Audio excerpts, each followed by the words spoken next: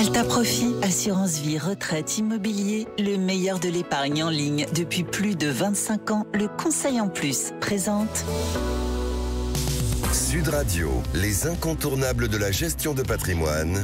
Thomas Binet.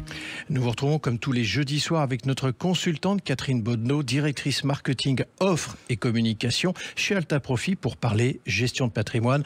Bonsoir Catherine. Bonsoir Thomas. On va parler aujourd'hui, Catherine, de placement et de fiscalité. Réduire ses impôts, c'est aussi possible par le choix de ses placements. Mais alors pourquoi l'État met-il en place ces avantages? Et à quoi servent-ils vraiment? Alors Catherine, ma première question, dites-nous pourquoi l'État nous permet-il de réduire nos impôts grâce à certains placements? Parce qu'en fait, c'est un levier d'action.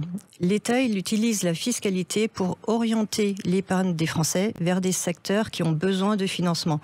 En échange d'une prise de risque ou d'une contrainte, notamment sur la gestion, l'investisseur va recevoir une carotte fiscale, donc on parle vraiment d'incitation. Alors vous avez des exemples concrets à nous proposer? Oui, on peut parler des FIP, les fonds d'investissement de proximité, ou les FCPI, les fonds communs de placement dans l'innovation.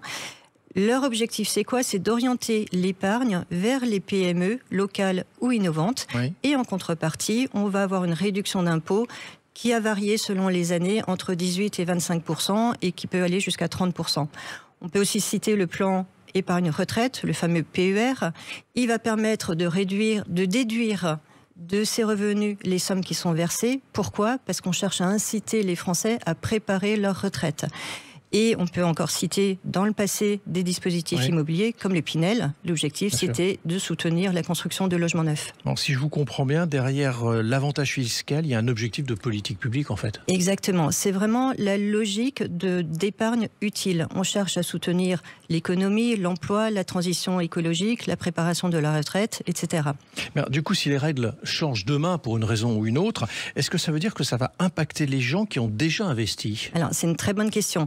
En fait, en France, on a une règle qui est celle de la non-rétroactivité fiscale. Donc, un changement de loi ne peut pas modifier des avantages accordés à un investissement passé.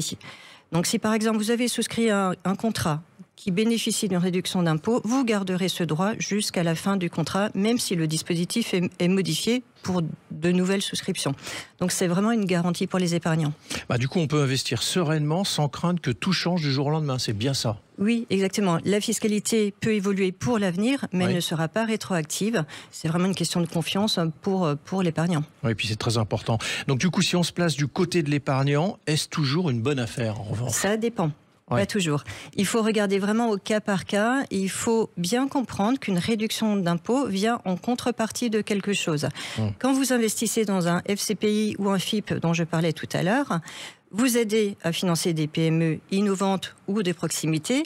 C'est un investissement qui peut être très performant, mais il y a aussi un risque de perte en capital. Et en plus, votre argent va être bloqué sur plusieurs années, de 6 à 9 ans selon les produits.